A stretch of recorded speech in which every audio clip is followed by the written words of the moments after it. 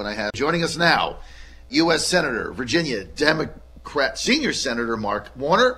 Senator, good to have you with us, sir. Good morning, John. How are you doing?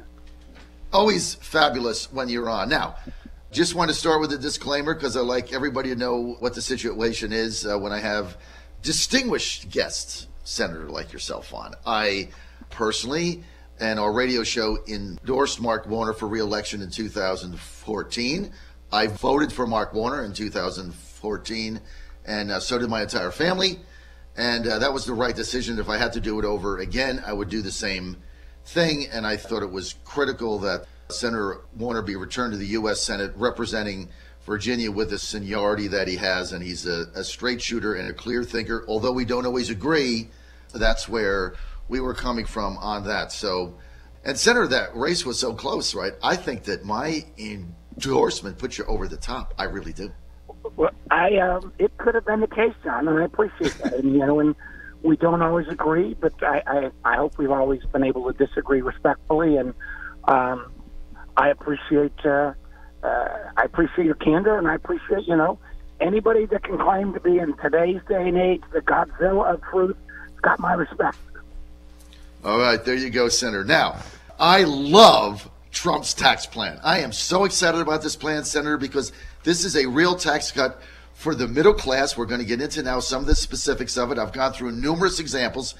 This is a great opportunity for tax cut for the middle class. Also, as you know, being a corporate executive yourself, running a company, being in corporate America, 20% corporate tax is going to spur the economy right now. Senator, we're at 35%. We're not competitive with the remainder of the world. We got to bring our jobs back. I think if we can get this economy growing at 4.5%, incomes are going to grow, wages are going to go up, are going to come back, especially with Trump's deregulation. You've seen the economy moving now 3 consecutive quarters over 3%. Just let me give you some examples, because you sent an email out saying, this is not, doesn't really affect the middle class, really not a tax cut.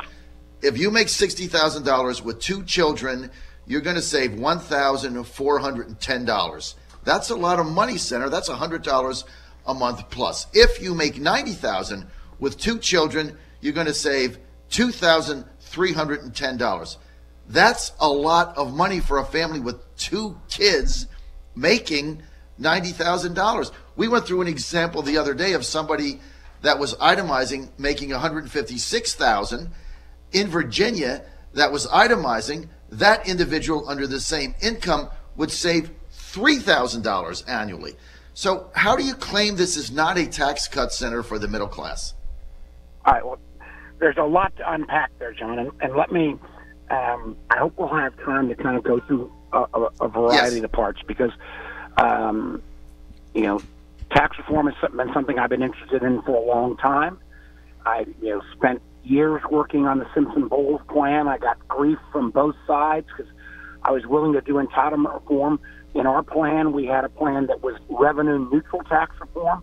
And let me tell you where I agree with you and where I disagree with you. I agree with you that we ought to bring corporate rates down to become more competitive in the global economy. I agree with you that we need to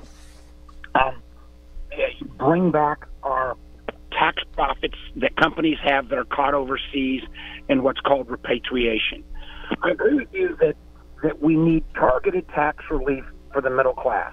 Here's what I find troublesome about Mr. Trump's plan or the Senate Republican plan. First of all, the plan has nobody from the Democratic side got invited to participate in any part of the process. We had a hearing last week in the Finance Committee where the last version of the bill, we had 10 minutes before we even had a chance to vote on it. We didn't have any chance to review it. There's not been hearings on large segments of this bill. And, listen, the Democrats got criticized for the Affordable Care Act, although they did include a number of Republican amendments. There were no Democratic amendments at all accepted or even really seriously considered. So process-wise, I would call a big foul, number one. Number two, on the question of the corporate tax rate being reduced, I believe it does need to be reduced. Would I reduce it to 20%? I'm not sure 20 is the right number. Most of my friends in the corporate world felt like that 23, 24, 25 would be a fairer number, because the effective corporate rate already of American businesses is about 22. And 35% of companies, oftentimes retail companies, they get the short end of the stick. A lot of the companies in my old industry, the tech industry, currently only pay about 8 or 9%, and you bring their taxes down to 20%, they're going to pay basically zero on a going forward basis. I actually believe this bill may also, in a way, because it's not been reviewed enough, and this is going to get pretty nerdy, but it's important to at least give you an example. It may encourage more businesses to move jobs offshore, because what they do by moving to what's called a territorial tax system, they allow you to average your taxes in various countries that you operate in. So if you build a factory in Germany and you get credit for the German taxes you paid there, but if you then move your intellectual property to a tax haven like the Cayman Islands, you average between those two, and you've got enough credit from the German taxes that you don't pay what's called the minimum tax that's put in place. And in a way, it may encourage more companies to move abroad. And same kind of concerns I have on what's called the pass-through entities. These are a lot of businesses are pass-throughs. I think most businesses who are pass-throughs pay rates that are frankly in the 20 range already, because they don't qualify for the highest range. The people who are the wealthiest do pay that higher rate. I'm not sure the pass-throughs, which I'm afraid that, John Fredericks and Mark Warner are both going to set themselves up as limited liability corporations after this bill goes through. If it goes through, I don't think that's making the tax code simple. I think it's making it more complex. Now let's talk about the examples you cited. There are, and here's one of the things that's what I would call one of the gimmicks in this bill, is they make the corporate tax cuts permanent. They make the personal tax cuts only exist for 5 years. So those examples you gave of a 60,000 person who's got 3 kids, you're right. For 5 years, they're going to see some level of tax break. Some of the other examples, I'm not questioning some of those. I will tell you, though, that after those 5 years, if you're making less than $75,000, you're going to see a tax increase. You don't have to take my word. Take the Joint Committee on Tax, take the CBO, take all of the official referees. And matter of fact, if you are a single person, a single person starting as an entrepreneur, and you're making around $30,000, you don't have any kids, no other child dependents, you're making $30,000, you're going to see your taxes go up by 25%. And I think that's a gimmick. And matter of fact, Mick Mulvaney, the president's O&B director, even called some of this a gimmick. And what I'm concerned about, as somebody who has taken arrows from both sides about being concerned with the debt, is they assume dynamic growth, because the tax cuts will present more growth, although generally speaking, Alan Greenspan and others have said, if you've got full employment and you're doing a tax cut with borrowed money, it doesn't provide the kind of growth that people predict. But I'm concerned that if you're saying $1.5 trillion of assumed growth that we don't know if it's going to be there, and there's no trigger, although Bob Corker's trying to get one of those in, you add another $200 billion on top of that, $230 billion of additional interest on that $1.5 trillion, and then you add those $500 billion of personal tax cuts that expire starting in 2023 through 2025. You're really talking about what I think is a tax bill added to the debt of over $2.2 trillion. So, tax reform, I'm for it.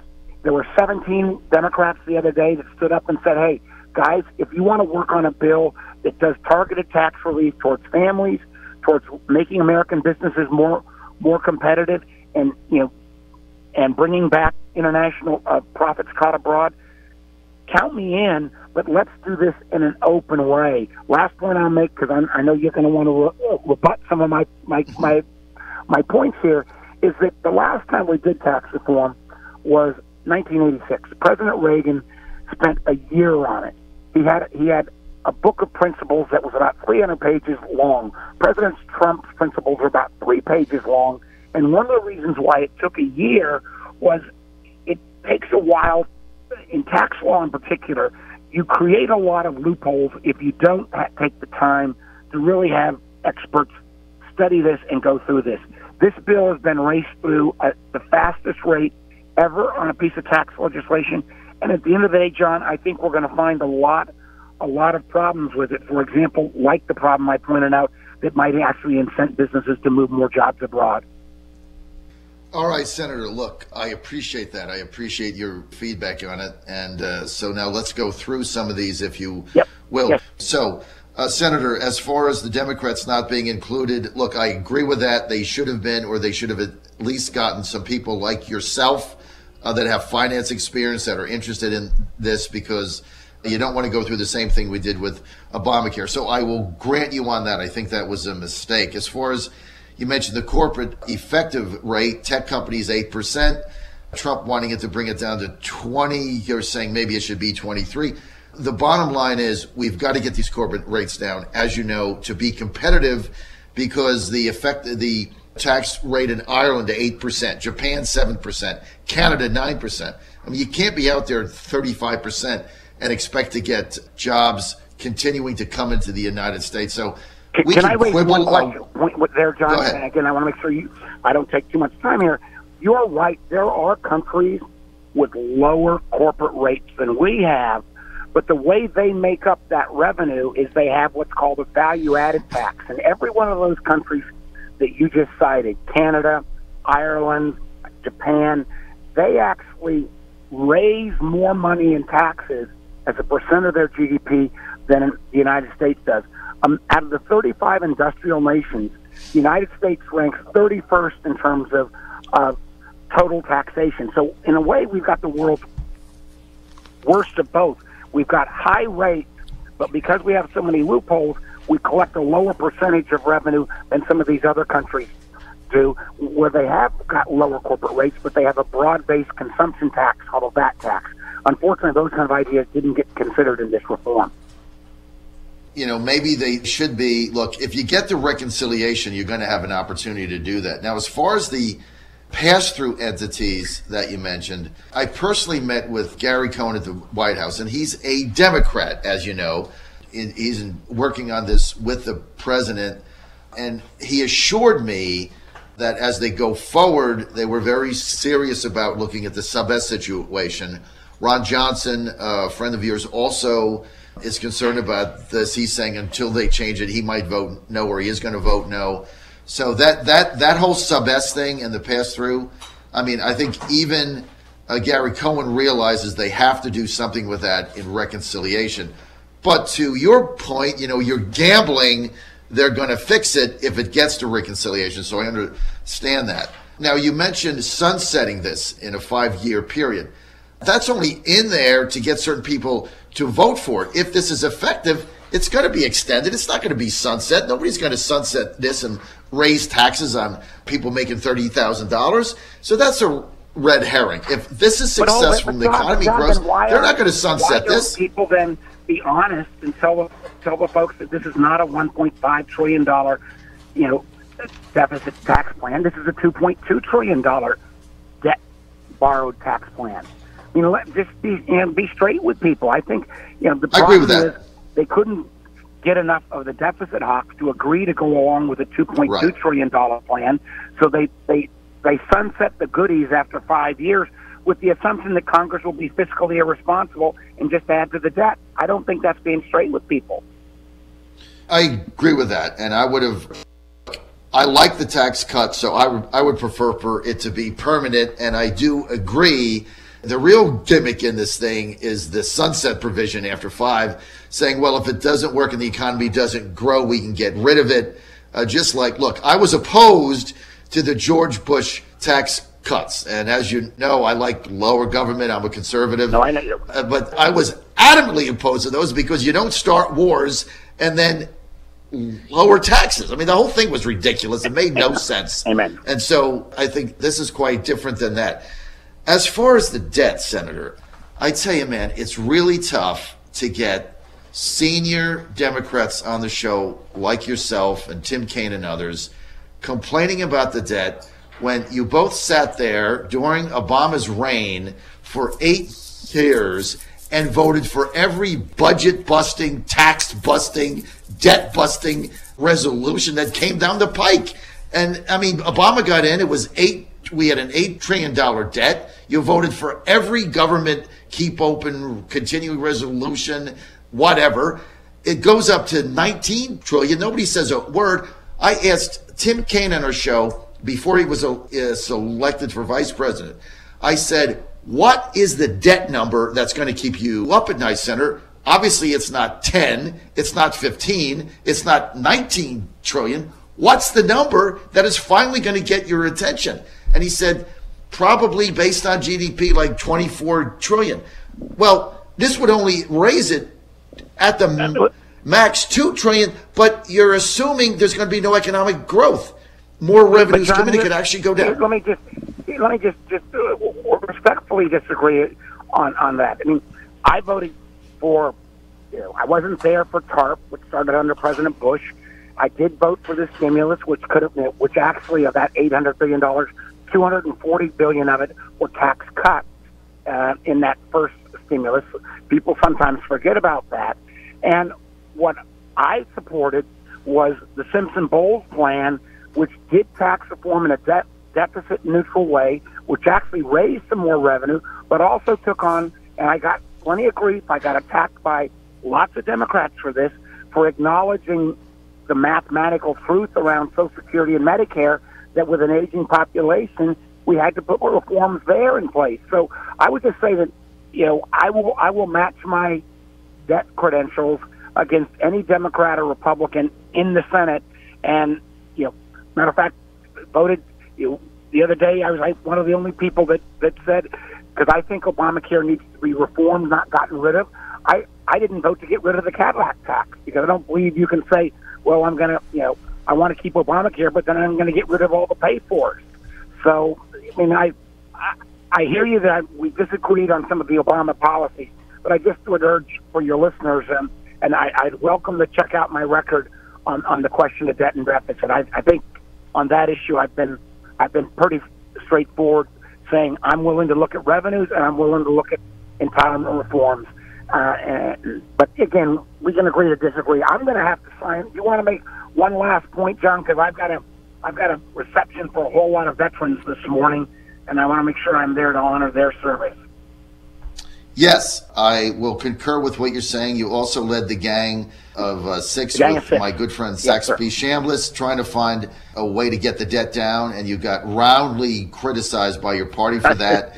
I got Joe Manchin out for a year and a half by the Democratic leadership for trying to talk about things you're not supposed to talk about. So it's but that's if you do these jobs, you got to take grief from both sides. So I would agree with you, Senator, and that's why I endorsed your reelection in 2014.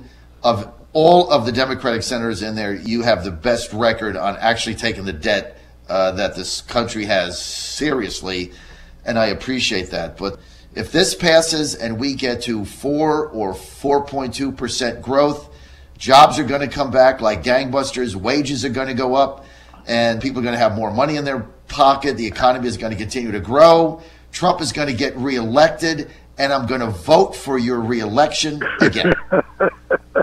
Well, John, let me just close with this. From your lips to God's ears, I hope.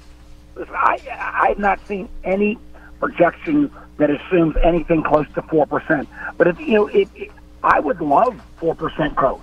I would love 3% growth. I know the Fed has said we're going to be about 1.8 to 2. I do know the last 3 quarters we've had better. I would say some of that is due to Trump. I'd say some of that is due to the policies of the Fed. But let's wait and see. Let's talk again after we see what happens in the next couple of days, and we'll continue this debate. All right, sir? Senator, thank you for being with us. Senator Mark Warner, go to markwarner.com. Thank you very much. John Fredericks Radio Network. Great to have you with us. I'll be right back.